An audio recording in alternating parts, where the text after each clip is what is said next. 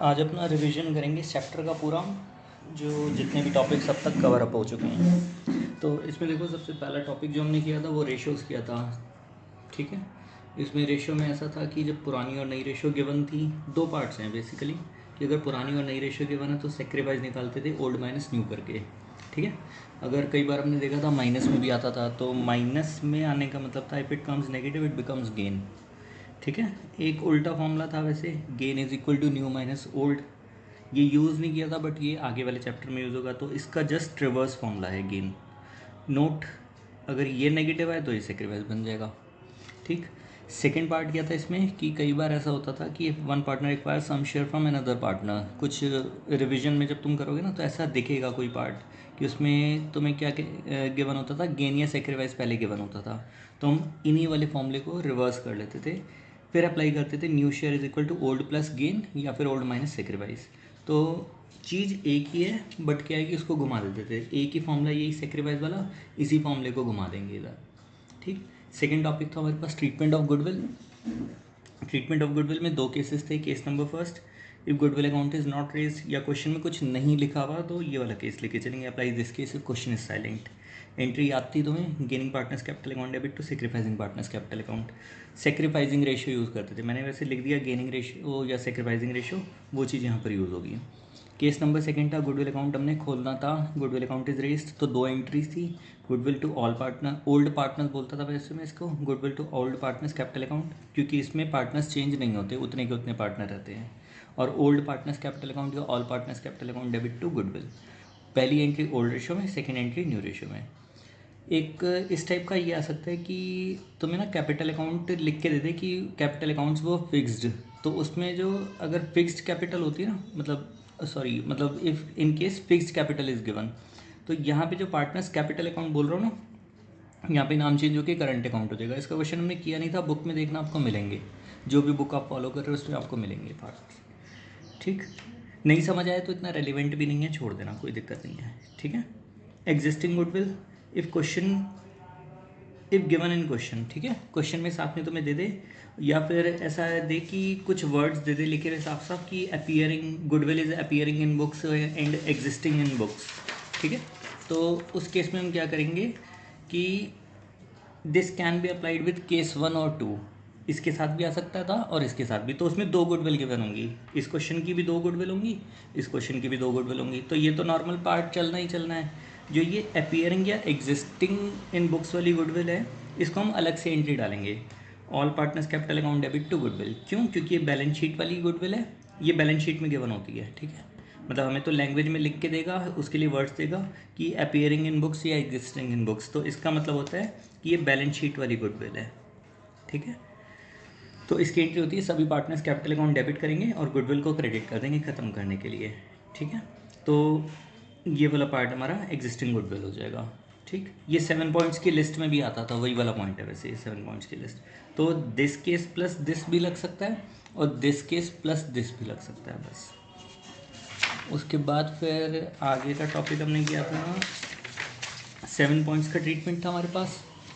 7 points में सबसे पहला था, ये देखो 7 पॉइंट्स की लिस्ट थी ना, general reserve, P&L, WCR, IFR, goodwill, advertisement suspense, इसको डेफर्ड रेवेन्यू एक्सपेंडिचर भी बोलते हैं, और P&L का डेबिट बैलेंस। ठीक है, तो ये WCR के केसेस थे और IFR के केसेस थे, तो पहले ये निपटा लेते हैं। WCR के क्या केसेस हैं हमारे पास कि कोई इन्फॉर्मेशन नहीं थी क्लेम की, तो सारा का सारा डिस्ट्रीब्यूट हो जाएगा, फुल अमाउंट डिस्ट्रीब्यूट हो जाएगा पार्टनर्स में। अगर क्लेम है लेकिन वो कम है तो WCR ख़त्म करेंगे पूरा, उसमें पहले क्लेम में ट्रांसफ़र करेंगे और बाकी ओल्ड पार्टनर्स में डिस्ट्रीब्यूट हो जाएगा ओल्ड रेशो में।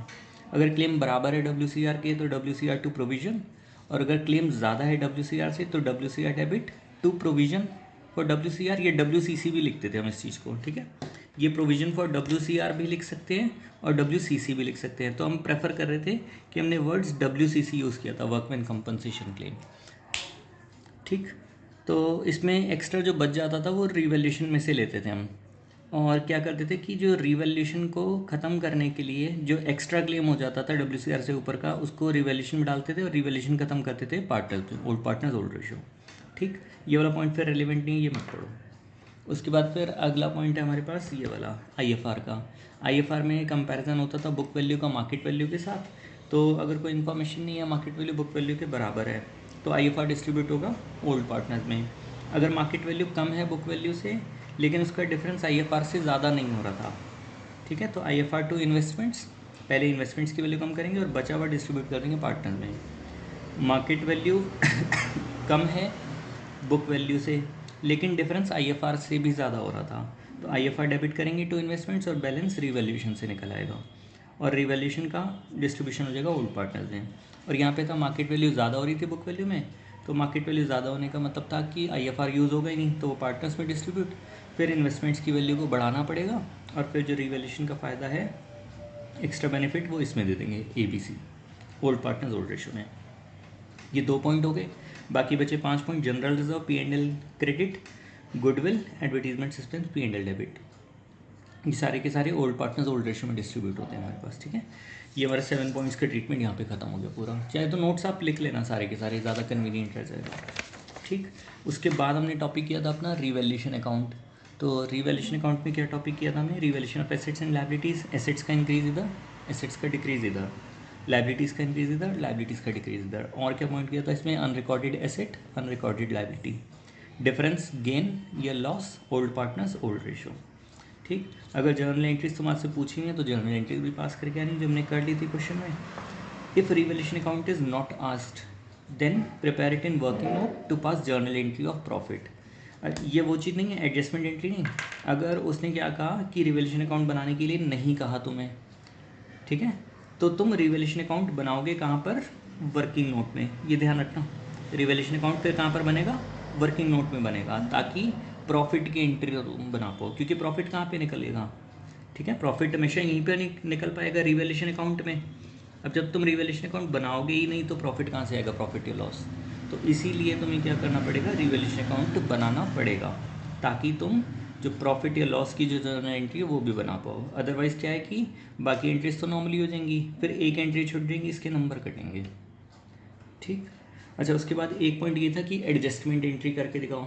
तो एक ऑल्टरनेटिव सॉल्यूशन था कि जो पीछे वाले पेज पे 7 पॉइंट्स किए और एक जो रिवैल्यूएशन अकाउंट, चाहे उसमें गेन था चाहे लॉस था, तो हम क्या करें उसका नेट इफेक्ट निकाल लें, वर्किंग नोट सा बना के किया था ना, और फिर उसकी एक एडजस्टमेंट एंट्री कर दें। तो इसमें एक पॉइंट था सेक्रीफाइस गेन तुम्हें निकालना पड़ेगा, नेट इफेक्ट निकालना पड़ेगा और फिर एंट्री कर देंगे gaining partner to sacrificing partner, step 1 into step 2 करके अमाउंट निकाल लेंगे पूरा, ठीक। ये भी हमने क्वेश्चन इसका कर लिया था। बस चैप्टर ऑलमोस्ट खत्म, बड़े क्वेश्चन रह गए अब बड़े क्वेश्चन के लिए हमें ये टॉपिक है, देखो बड़े क्वेश्चन का ना ये टॉपिक है, ये समझाऊंगा बाद में तुम्हें, पहले मैं तुम्हें एक क्वेश्चन रीड आउट करा देता हूँ, ठीक। इस टाइप का क्वेश्चन आता है ये, देखो इस टाइप का क्वेश्चन आता है कि ABC पार्टनर्स थे, प्रॉफिट शेयरिंग रेशियो 5:3 थी, फ्यूचर में उन्होंने डिसाइड किया कि हम बराबर प्रॉफिट शेयर करेंगे इक्वली।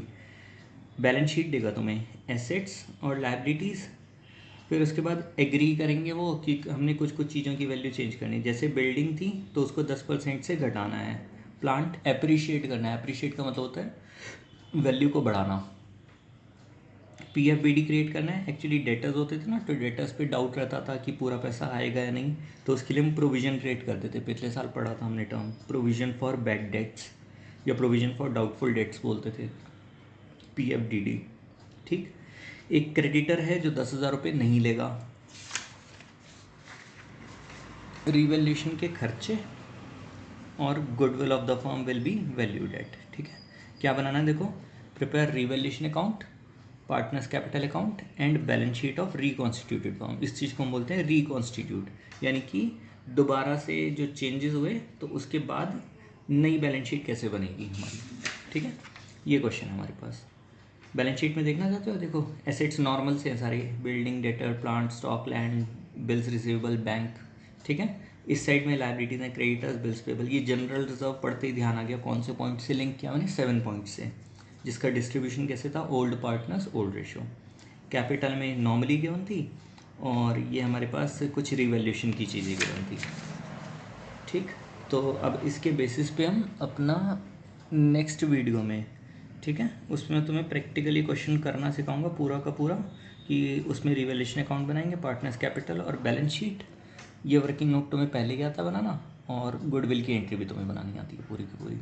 अगर करना चाहो ना तो ये वाला पार्ट खुद से एक बार ट्राई करके देख लेना। कुछ पहले तो क्वेश्चन नोट डाउन कर लेना पूरा, और फिर ये वाला पार्ट अगर ट्राई कर सकते हो तो खुद से ट्राई करके देखना, क्योंकि इसमें तुम्हारी प्रैक्टिस हो जाएगी। फिर ये वाला काम कैसे करना है, इस काम को ये मैं तुम्हें करना सिखाऊंगा फिर नेक्स्ट वीडियो में अपना। ठीक, नेक्स्ट वीडियो में मिलते हैं फिर आगे।